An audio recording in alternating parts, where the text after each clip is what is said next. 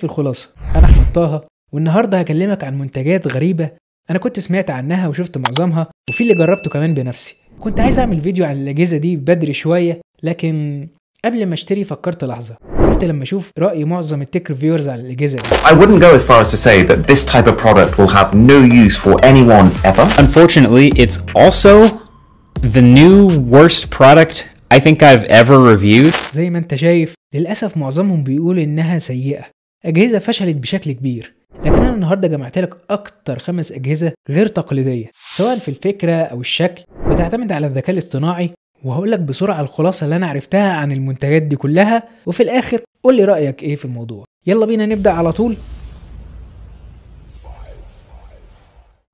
رقم 5 معانا وهو بي ويرابل كمبيوتر، وده ببساطة عبارة عن جهاز صغير قد الكبسولة، ممكن تلبسه على ايدك زي الابل ووتش، ومن خلاله تقدر تسجل محاضرة او